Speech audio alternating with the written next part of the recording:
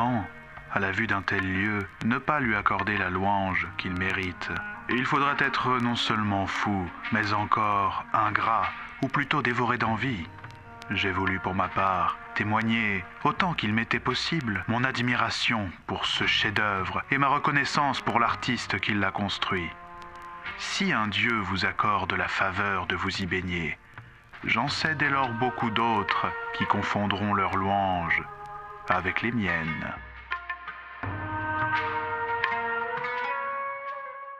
Je te parle avec un téléphone sans fil. Que fais-tu pour les fêtes de Noël? Saloué, chers visiteurs, ici le Strige. Bienvenue dans un nouveau numéro du Tour des commodités en bonne société, TCBS pour les habitués. Je vais commencer ce numéro en vous faisant une petite confidence. Je ne sais pas vraiment pourquoi, mais je suis fasciné par les grands complexes qui ont comme objectif le loisir et la détente tout en poussant, avec plus ou moins de subtilité, à la consommation. Typiquement les centres commerciaux, les paquebots, les parcs d'attractions.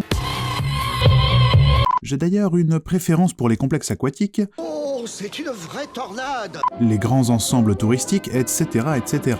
Que de modernité dans une telle fascination, me direz-vous? Eh bien, oui et non, puisque j'ai conjugué à cette étrange lubie une autre de mes marottes, l'histoire romaine. Résultat des courses, je me suis intéressé à un lieu qui vous fera regretter de ne pas être né il y a 2000 ans. Un endroit où on peut à la fois étudier, lire, assister à des concerts, des spectacles, faire du sport, des affaires, du shopping, boire un verre, se promener et, accessoirement, s'adonner à toutes sortes d'activités de bien-être telles que des massages, des épilations et, bien sûr, prendre une foule de bains aux températures variées. Le tout dans un environnement d'un luxe absolu qui n'est pas sans rappeler certains niveaux des premiers God of War. Et le tout pour un prix d'entrée défiant toute concurrence, un quart de sesterce, soit 50 centimes.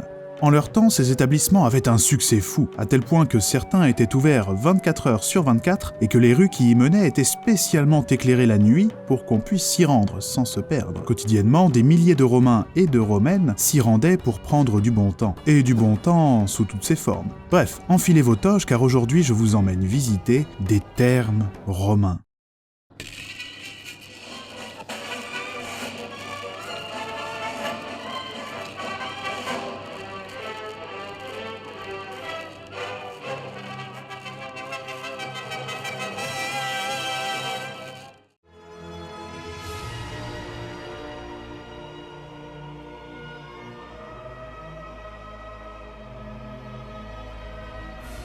Avant que nous ne commencions notre visite, je vais effectuer 2 petits rappels. Premièrement, nous ne sommes pas là pour juger les us et coutumes de gens ayant vécu il y a peu ou prou 2 millénaires. Deuxièmement, je vous emmène aujourd'hui dans un lieu qui n'existe plus depuis fort longtemps, et je me baserai pour cette visite sur les principaux consensus archéologiques concernant la question. Comme d'habitude, les sources sont disponibles en description. Bon, nous sommes dans la Rome antique en début d'après-midi, et notre journée de labeur s'achève, puisqu'à Rome, on travaille plutôt la première moitié de la journée. Comme bon nombre d'autres habitants de l'Empire, nous allons consacrer notre après-midi à la détente, et pour ça, rien de tel qu'un petit tour aux thermes. Venez, mettons-nous en route. Des thermes, il y en a un paquet, surtout à Rome.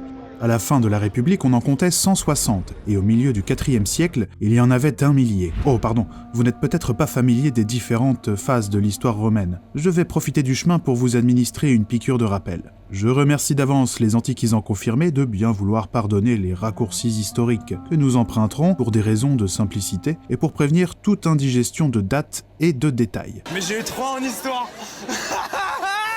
L'histoire de Rome est longue, une douzaine de siècles, voire plus, si on compte l'Empire byzantin qui lui a succédé. Mais passons. En 12 siècles, il s'en est passé des choses. Rome a connu une période de royauté, pendant plus de 2 siècles, de sa fondation jusqu'à ce que la République s'installe. La période républicaine court sur 5 petits siècles, et s'achève dans une longue et sanglante guerre civile qui voit passer un certain Jules César, et surtout un nommé Octave, alias Auguste, qui effectue la transition vers une nouvelle ère de l'histoire romaine, d'aucuns diront que c'est la plus fameuse, l'Empire.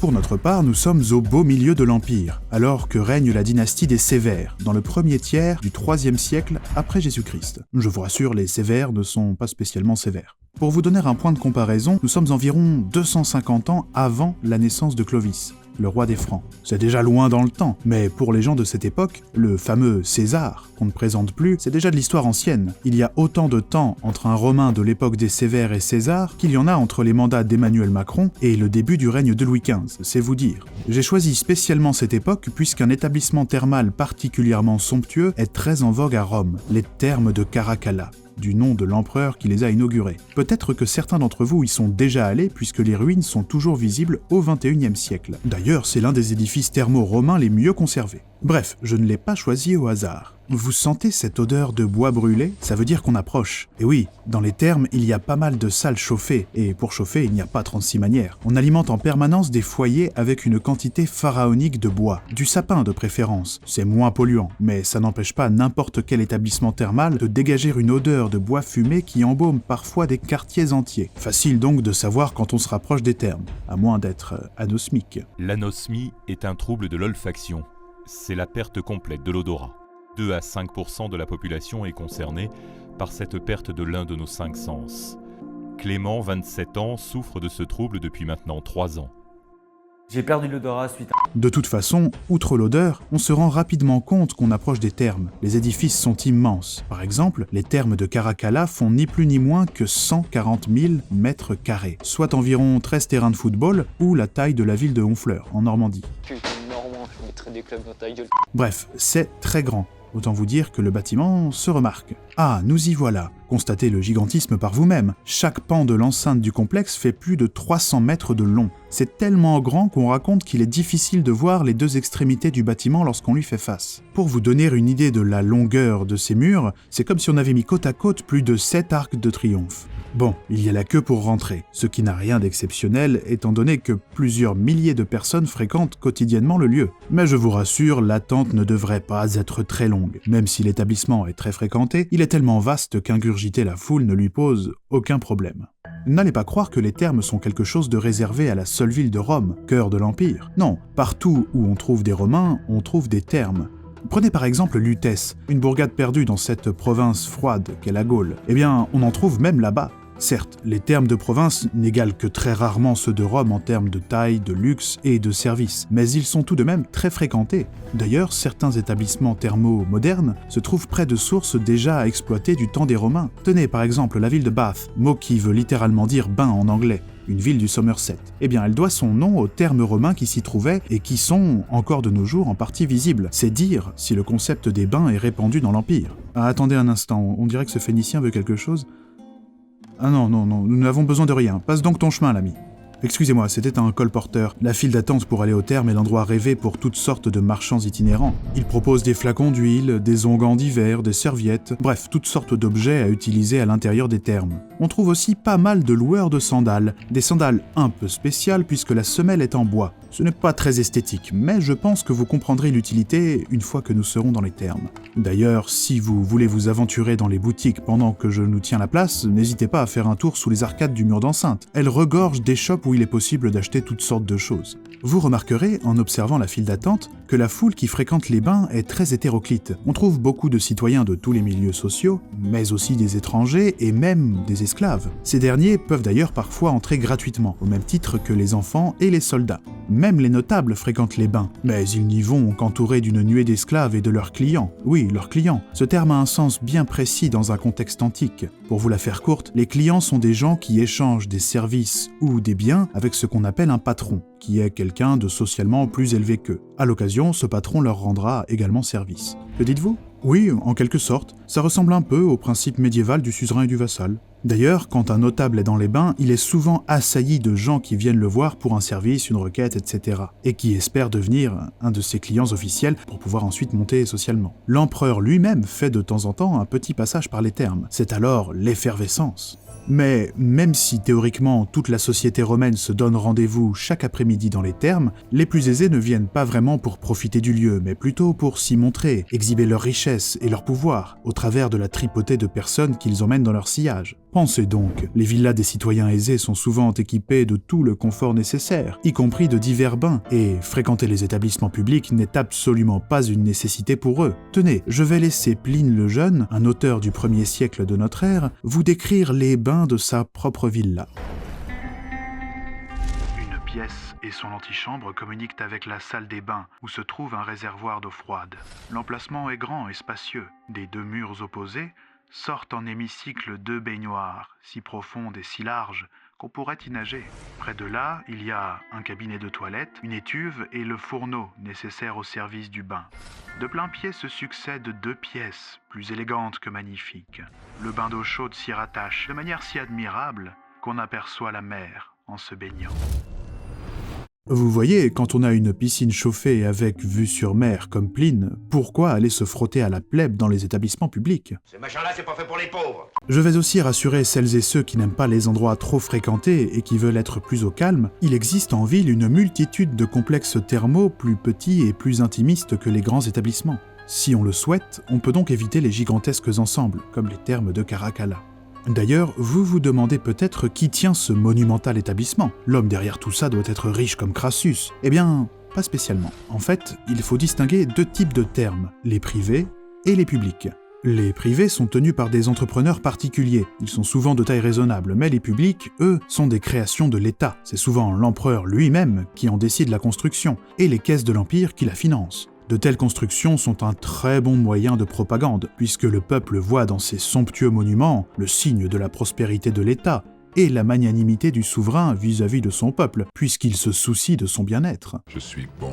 Ah, c'est bientôt notre tour de rentrer. Préparez donc un sesterce. On ne dirait pas comme ça, mais les Romains n'ont pas toujours eu des thermes. En fait, c'est plutôt une pratique grecque à la base. Les athlètes prenaient des bains après une bonne séance de sport. Les Romains ont repris le concept en minimisant le côté sportif et en améliorant grandement l'aspect balnéaire. Mais, pendant longtemps, les premiers bains publics romains, qui furent construits vers le 2e siècle avant notre ère, étaient plus petits, sombres et assez lugubres. Viens prendre un bain. Viens prendre ton bain, viens-t'en. On va prendre notre bain. Ok, on coule le bain. La faute incombe à des techniques architecturales assez contraignantes quand il s'agissait de conserver la chaleur d'une pièce. Mais au 1er siècle avant notre ère, on met au point un système de chauffage révolutionnaire qui chamboule tout et permet de chauffer une pièce par le sol et même par les murs. En parallèle, on se met à utiliser le verre qui permet de créer de grandes ouvertures qui laissent relativement passer la lumière, puisque le verre n'est pas transparent, tout en limitant les déperditions de chaleur. On peut donc avoir des espaces plus grands et plus lumineux. L'architecture se peaufine, se développe et, en un siècle, on passe de petites salles sombres chauffées au brasero à de grands complexes qui poussent toujours plus loin le luxe et la démence architecturale.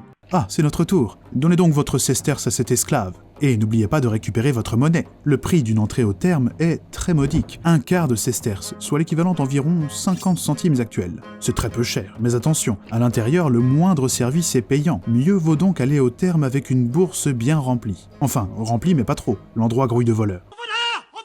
On m'a coupé la gorge, on m'a dérobé mon argent. Allez, suivez-moi. Bon, nous venons de passer le mur d'enceinte, mais nous ne sommes pas encore tout à fait arrivés. Comme vous pouvez le voir, l'enceinte abrite un vaste jardin qui encercle le complexe thermal à proprement parler. Je vous proposerais bien d'aller faire une promenade entre les arbres et les allées, mais je sens que vous êtes impatient de sauter dans le bain. Nous allons donc nous diriger vers l'entrée du bâtiment. Enfin, l'une des entrées puisqu'il y en a plusieurs. L'une mène vers un vestibule d'accueil qui, lui-même, débouche sur ce qu'on appelle l'apoditérium. Une sorte de vestiaire. C'est celle-ci que nous allons emprunter. L'autre mène vers un endroit dans lequel nous irons après, ne vous en faites pas. Le hall d'entrée et l'apoditérium sont richement décorés. Il s'agit d'impressionner les visiteurs dès le début de leur visite. Comme vous pouvez le voir, les murs sont ornés de casiers. Vous pouvez y laisser vos vêtements et vos effets personnels. Mais je préfère vous prévenir, les vols sont monnaie courante et il vaut mieux dépenser un peu d'argent pour se payer les services d'un esclave qui veillera sur nos affaires pendant que nous ne serons pas là. Ça nous évitera les mauvaises surprises. Notez qu'on peut facilement reconnaître les gens aisés au vestiaire puisqu'ils se font déshabiller par leurs propres esclaves.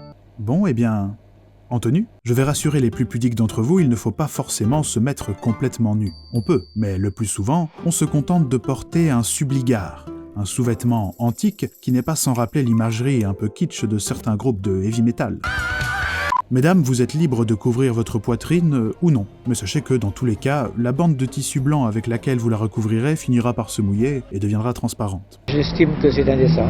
Quoi qu'il en soit, il n'y a pas vraiment de règles en termes de tenue à adopter dans les bains. Mais mieux vaut se dévêtir au maximum pour profiter pleinement de la séance et des bienfaits de la balnéothérapie. D'ailleurs, pourquoi va-t-on au bain? C'est une question légitime. Avant tout, c'est purement pour se laver, puisque, vous vous en doutez, dans l'Antiquité, tout le monde n'a pas les moyens d'avoir une salle de bain chez lui. La plupart des gens se contentent d'ablutions sommaires le matin, mais vont au bain dans la journée. Dans les campagnes, les bains sont plutôt une affaire hebdomadaire. Un Romain des villes n'hésitera d'ailleurs pas à se moquer de l'odeur de bouc du Romain des champs, et ce dernier trouvera ridicule le parfum trop raffiné de son homologue citadin. S'ajoute à l'aspect purement hygiénique le fait que les Romains adorent l'eau, au sens propre comme figuré. Beaucoup de grandes villes romaines sont directement abreuvées via des aqueducs, et la consommation en eau est énorme. Un Romain moyen de l'Antiquité consomme à peu près 4 fois plus qu'un Français moyen du XXIe siècle. Certains thermes, c'est le cas de ceux de Caracalla, sont même directement alimentés par un aqueduc dédié, tant la consommation est importante. Il est ici. Par exemple, les thermes de Caracalla consomment la bagatelle de 15 000 m3 d'eau, soit la contenance de 4 piscines olympiques, quotidiennement. Le complexe est alimenté en permanence par une soixantaine de citernes, elles-mêmes directement remplies par un aqueduc spécialement dédié. Il faut dire que pour les Romains, l'eau a une dimension sacrée. Les fleuves, les rivières, les ruisseaux sont autant de divinités qui arpentent le monde, et s'y baigner est purificateur. Enfin, outre les dimensions hygiéniques et religieuses, et avec le développement des technologies et de l'architecture, les thermes, sans perdre leur fonction première, sont devenus un espace de loisirs emblématique de la civilisation romaine. On finit par s'y rendre autant pour se laver et se détendre que pour se divertir et socialiser. Un dicton dit même que les thermes sont les villas du peuple. Résultat, un Romain passe en moyenne 2 heures par jour dans les thermes. C'est vous dire si le lieu est incontournable. Ah, ça y est, vous êtes prêts? Oh, je vois que le subligard vous va à merveille. Pardon? Oh, mais que vous êtes impatient! Non, nous n'allons pas aller directement nous jeter dans un bain chaud. Il y a d'autres choses à faire avant. D'ailleurs, certaines personnes viennent au terme sans mettre ne serait-ce qu'un orteil dans l'eau. Vous ne me croyez pas? Oh, dans quelques instants, ce ne sera plus le cas.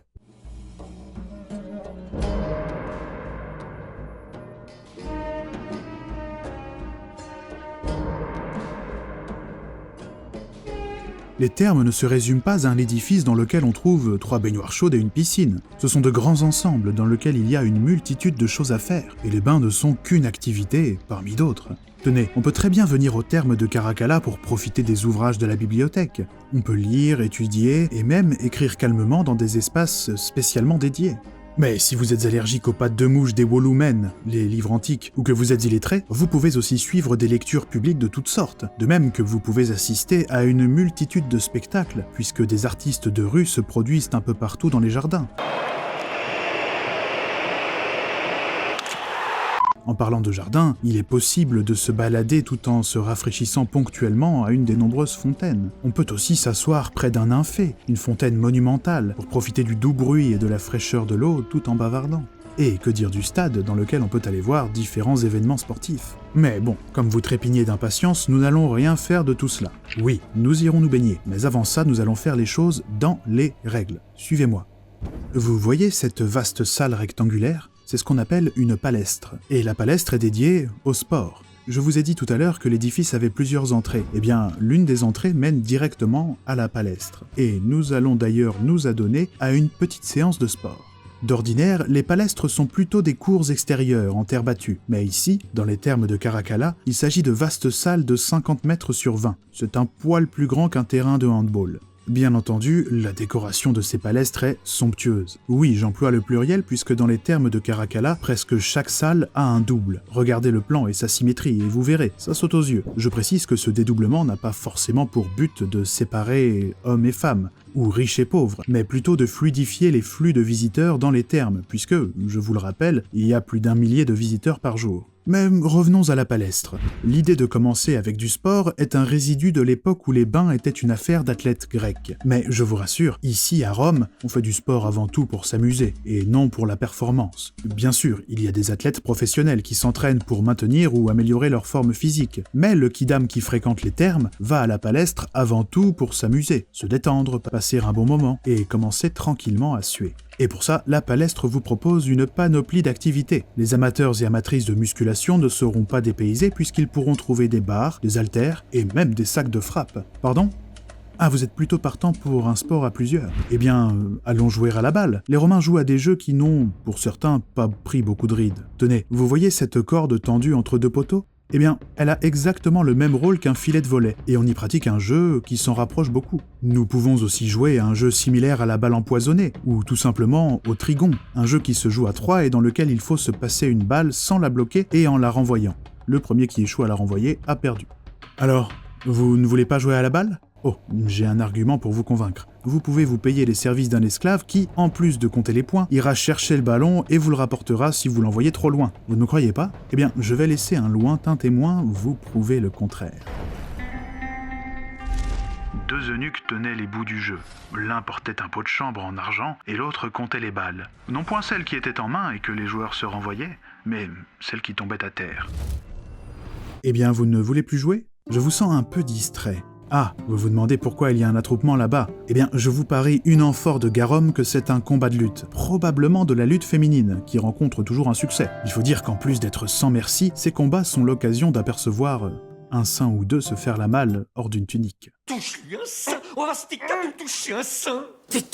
Oui, j'ai oublié de vous le préciser, mais hormis l'été où il fait chaud, on va plutôt à la palestre en tunique, pour ne pas attraper froid. Mais qu'on se le dise, les dames ne se font pas non plus prier pour aller regarder avec attention les hommes bien bâtis et bien oints se mettre à lutter. Comme l'occasion fait le larron, je vais en profiter pour vous faire un petit point sur la mixité dans les termes. Il est tout à fait vraisemblable qu'hommes et femmes fréquentent les termes ensemble. Il y a eu des tentatives de séparation, notamment sous l'empereur Trajan. On a tenté de réguler les horaires, réservés aux femmes le matin et aux hommes le reste de la journée. Mais il semblerait que cette règle n'ait pas été observée plus que ça. Cependant, si elles le souhaitent, les femmes peuvent rester entre elles dans les termes. Elles vont alors à part, dans une salle dédiée et interdite aux messieurs. Mais revenons au sport. Vous n'avez décidément pas l'air motivé. Mais j'ai peut-être une solution pour vous faire suer sans effort. Dans pas mal de termes, on trouve un solarium. Il permet de faire bronzette et d'amorcer la sudation sous l'effet de la chaleur du soleil, sous réserve qu'il y en ait. En plus, la mode romaine est au teint hâlé, qu'on associe à celui des soldats fraîchement revenus de campagne aux confins de l'Empire. Le teint pâle, lui, est plutôt mal vu et est associé à une vie molle, faite de banquets en intérieur. Ah, j'oubliais. Ici, dans les termes de Caracalla, la palestre est couverte. Impossible d'aller se dorer la pilule. Mais qu'à cela ne tienne, on a tout prévu, et j'ai tout de même un moyen de vous faire suer, sans que vous ayez à faire le moindre effort, je précise. Allez, venez.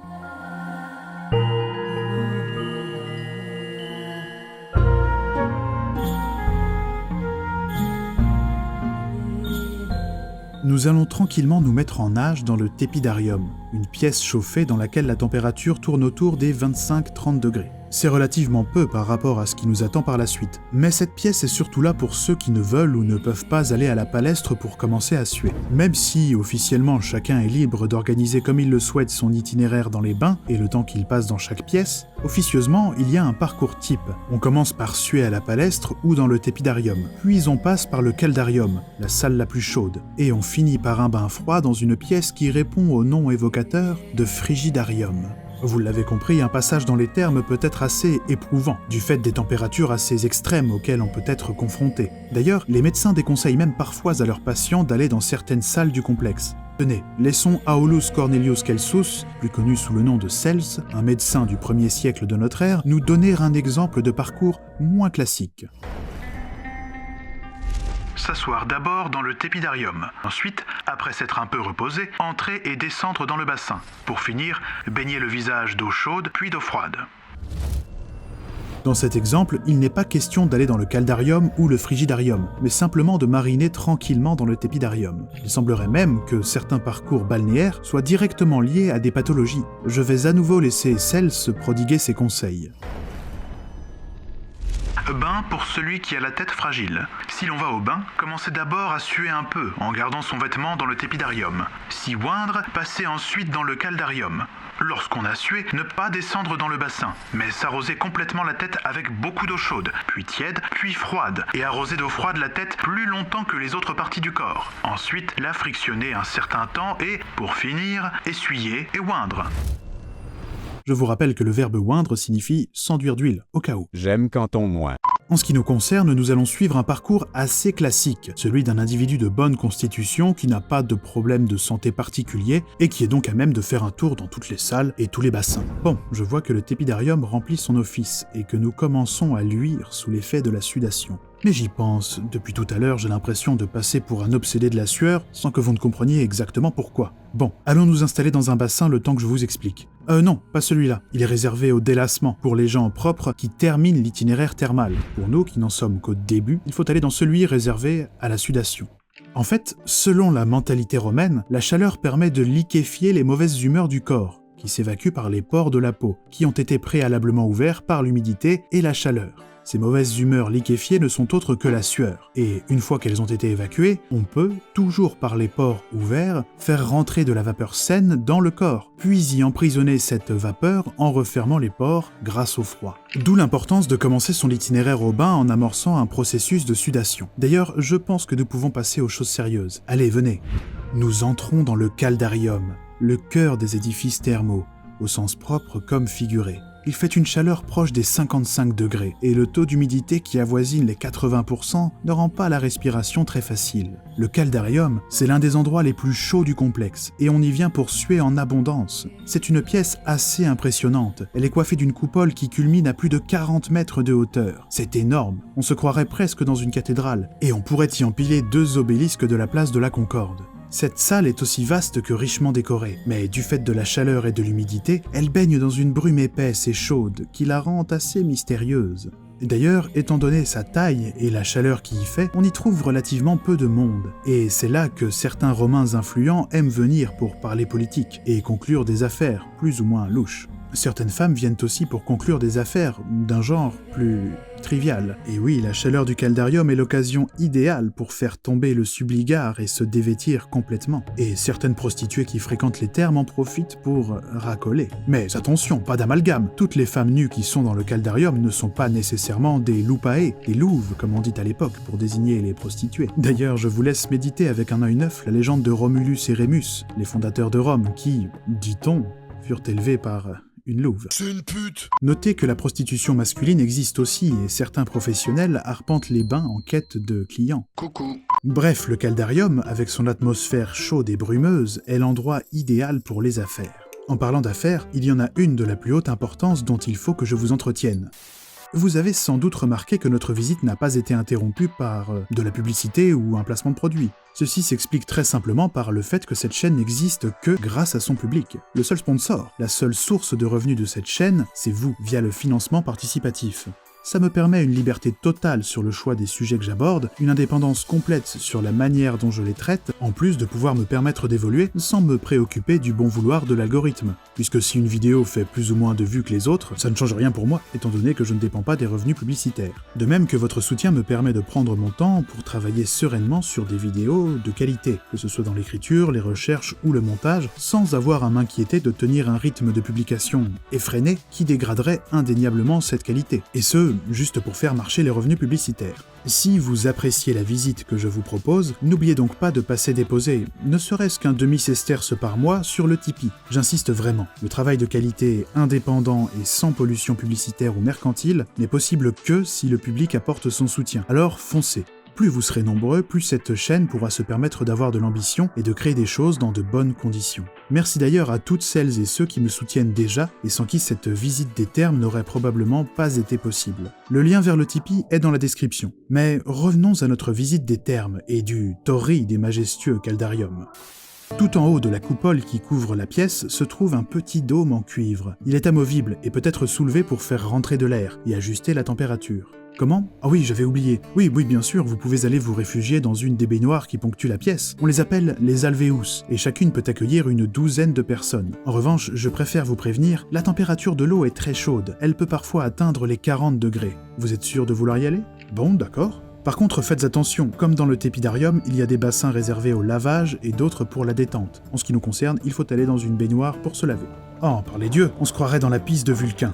J'imagine que la sensation apaisante de la chaleur inhibe quelque peu vos facultés de réflexion, mais il est une interrogation à laquelle vous ne pouvez échapper. Par quel prodige arrive-t-on à obtenir une telle chaleur dans une pièce aussi démesurée ? Eh bien la réponse tient en un mot, l'hypocauste. Ce mot, quelque peu rude, désigne un système de chauffage développé au cours du 1er siècle avant notre ère. Il est vraiment révolutionnaire pour l'époque, car il permet de chauffer une pièce par tous les côtés. Je vais vous expliquer. En fait, sous le sol et derrière les murs des salles chauffées, se trouve un espace creux dans lequel circule de l'air brûlant. À son contact, les murs et le sol deviennent très chauds, et toute la pièce est chauffée. D'ailleurs, la température du sol des pièces est parfois si élevée qu'il faut porter des sandales, à la semelle de bois, qui, en plus de compléter le style initié par le subligard, évite de se brûler les pieds. Cet air chaud qui circule un peu partout vient de différents foyers, alimentés en permanence par des esclaves. Pour cette tâche très rude, on choisit la plupart du temps des Germains, des Gaulois ou des Bretons, qui ont la réputation d'être costauds et durs à cuire, sans mauvais jeu de mots. Excuse-moi de rire. D'ailleurs, quand ils ne sont pas occupés à alimenter les feux, ces esclaves s'occupent de l'acheminement du bois ou du nettoyage des cendres. Pour ne pas gaspiller d'énergie, on profite aussi des foyers qui alimentent le complexe en air chaud pour faire chauffer de l'eau dans de grandes cuves.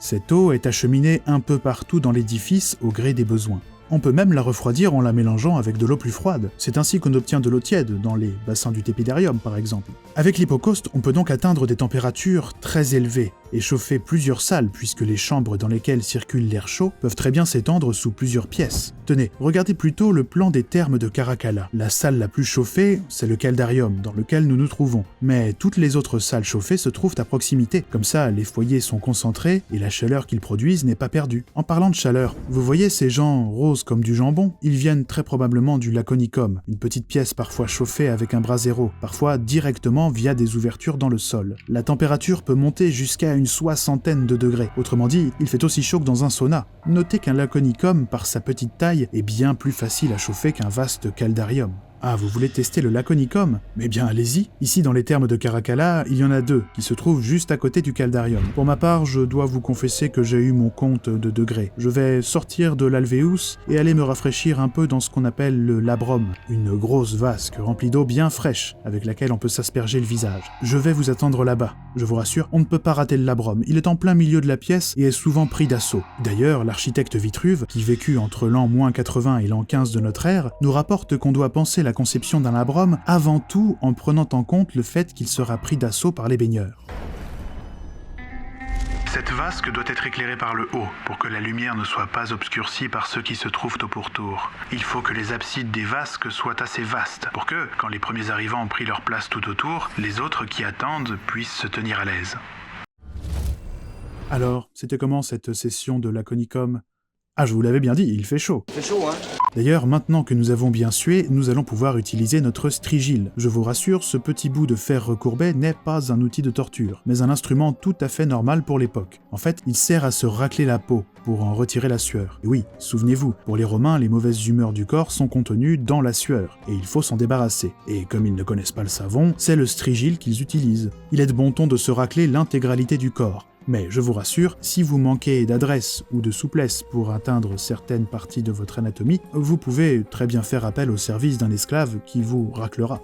On trouve parfois, dans certains termes, une pièce spécialement dédiée à l'utilisation du strigile. On l'appelle le destrictarium. Sur le coup, le contact avec le strigile n'est pas très agréable, mais vous verrez, après on se sent bien. D'ailleurs, l'utilisation du strigile marque le passage entre l'aspect utile du bain et son côté plus délassant.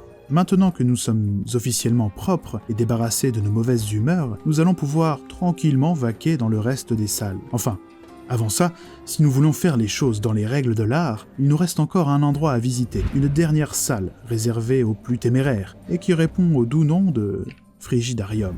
Allez, sortons du caldarium pour repasser dans la salle tiède. Pardon? Oui, le tépidarium, exactement, je vois que vous suivez.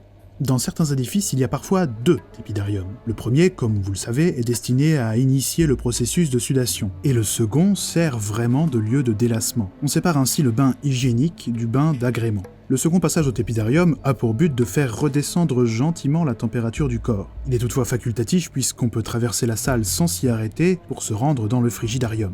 Oui, je suis d'accord avec vous, après ce passage au caldarium, je ne rêve que de fraîcheur. Passons directement à la suite. Voici donc le frigidarium, un immense hall tout à fait somptueux, décoré d'une myriade de statues, de mosaïques, de colonnes ornées. Bref, un décor magnifique. Cependant, la pièce n'est pas chauffée, et les bassins qui s'y trouvent sont froids. Je préfère vous prévenir. Vous remarquerez que le frigidarium est un endroit nettement plus bruyant que le caldarium. Il y a plus de monde, et chaque son résonne, y compris celui des semelles en bois sur le marbre. Mais j'imagine que le bruit vous importe peu, et que ce qui vous saute aux yeux, c'est sans doute le magnifique nymphée au fond de la pièce. Une formidable fontaine qui alimente une piscine de dimension olympique. Après vous. Oh, c'est revigorant. Le bassin dans lequel nous nous trouvons est le plus grand du complexe. On l'appelle la natatio, un mot latin qui, sans doute, doit vous rappeler un terme français, d'autant plus que les Romains savent nager et ne se privent pas pour le faire dans ce grand bassin froid. Gardez-vous cependant de sauter dedans sans réfléchir, il ne fait qu'1 mètre de profondeur. Oh, vous avez vu? Un vieux monsieur s'est trouvé mal. Oh, les accidents lors du passage du caldarium au frigidarium sont assez fréquents. Au problème d'hydrocution, il faut souvent ajouter une multitude d'autres accidents plus ou moins graves, parmi lesquels les fractures arrivent largement en tête. Il faut dire que quasiment tout est en marbre, et que le marbre mouillé est une surface fort propice aux acrobaties involontaires. Ça va, vous n'avez pas trop froid?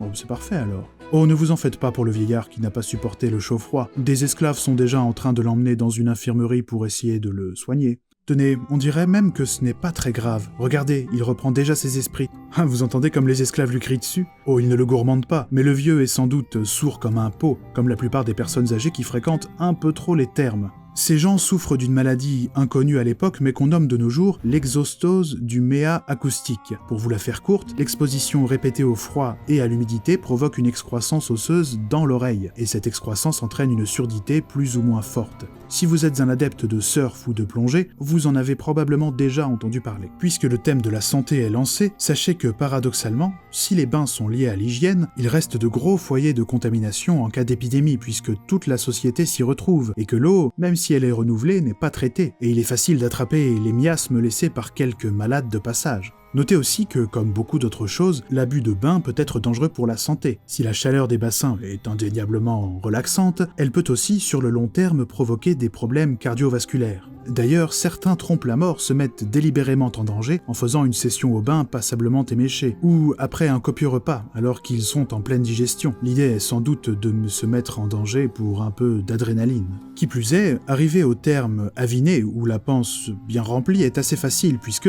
rappelez-vous, sous les arcades du mur d'enceinte, on trouve une multitude de restaurants et de tavernes. Mais, qu'on se le dise, la plupart des Romains viennent au bain avant d'aller poursuivre leur après-midi ou leur soirée dans quelques fêtes. Aller boire des godets, c'est en quelque sorte la dernière étape du parcours. Alors, que pensez-vous du frigidarium? Ce n'est pas si mal une fois qu'on y est. Oui, je suis d'accord avec vous, c'est vraiment un endroit magnifique. J'imagine qu'une question commence à vous trotter dans la tête. Les thermes, c'est plutôt quelque chose de très sympa. Comment se fait-il donc que tout ait disparu? Je vais vous répondre, mais avant, je ne sais pas si je vous l'ai dit, si vous êtes nouveau, n'hésitez pas à vous abonner à la chaîne et à la parcourir. Vous y trouverez d'autres visites d'endroits dont vous ne soupçonnez pas l'existence, ainsi que plusieurs fictions écrites, lues et réalisées par mes soins. N'oubliez pas non plus de laisser un pouce, de commenter et de partager massivement la vidéo, autant sur vos réseaux que de vive voix autour de vous, sous réserve qu'elle vous plaise, ça va de soi. C'est important car c'est aussi vous qui pouvez faire découvrir mon travail, et pas seulement le sibyllin algorithme de YouTube. J'ajoute que vous pouvez aussi me retrouver sur Instagram.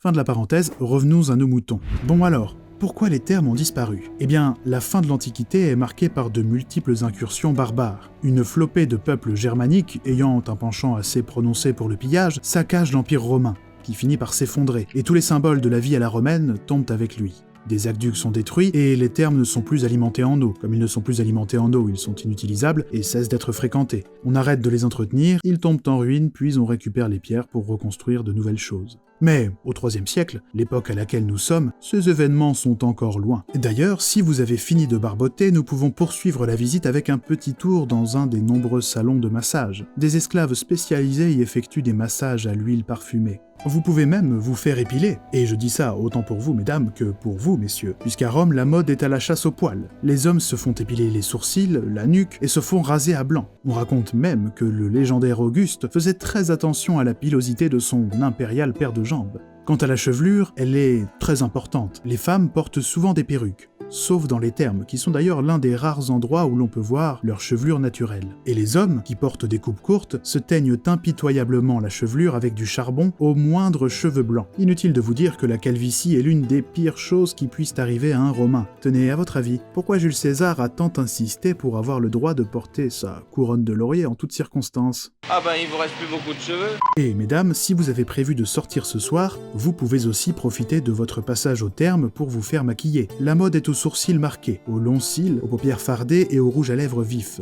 Petite coquetterie supplémentaire, les femmes se maquillent également la paume des mains et la plante des pieds. Mais si vraiment vous voulez être celle que tout le monde remarque, vous pouvez vous faire maquiller la poitrine. Le summum du chic est de saupoudrer la pointe des seins avec de la poudre d'or.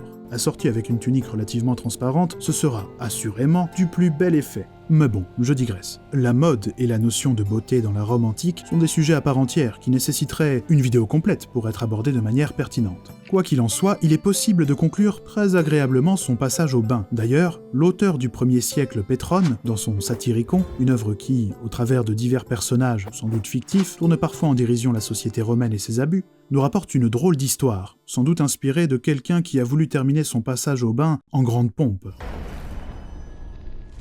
Trimalcion, inondé d'onguents, se faisait frotter. Non pas avec du lin, mais avec du molleton fait de la laine la plus douce. 3 garçons masseurs buvaient le falerne sous ses yeux, et, comme en se défiant, ils en perdaient beaucoup, Trimalcion leur criait qu'il pouvait en prendre pour boire à sa santé, que c'était son vin. Puis on l'enveloppa d'un peignoir de gauzape écarlate. On le mit dans sa litière que précédaient 4 coureurs ornés de bijoux. Quand on se mit en route, un musicien s'avança avec une toute petite flûte, et, penché à l'oreille de Trimalcion, comme pour lui confier quelques secrets, joua tout le long de la route. Les bains, c'est aussi la fête, comme vous pouvez le constater. Bon, ce n'est pas que je m'ennuie avec vous, mais il commence à se faire un peu frisquet. Il y a bien d'autres choses à raconter sur Rome. J'aurais bien voulu vous dire que nous allons poursuivre la soirée dans une taverne, puis dans la luxueuse villa d'un patricien. J'aurais voulu vous emmener voir les jeux du cirque et les courses de chars. Nous serions allés dans les quartiers malfamés pour jeter des malédictions aux coureurs des écuries rivales. Et nous aurions fait des expéditions nocturnes pour brûler les étables et empêcher les chevaux de courir. Si vous êtes des hommes, je vous attends! Le lendemain, après la course, nous aurions célébré la fête du cheval d'octobre. La vie à Rome, quoi. Mais tout ça, ce sera peut-être pour une autre fois. En attendant, pensez à passer sur le Tipeee et à faire tout ce qui est d'usage sur YouTube. Abonnement, pouce, commentaire et surtout, partage. Et n'oubliez pas, comme on dit à Rome, balnea vina, venus corrumpunt corpora nostra, sed vitam faciunt. Les bains, le vin, l'amour détruisent nos corps. Mais sont la vie.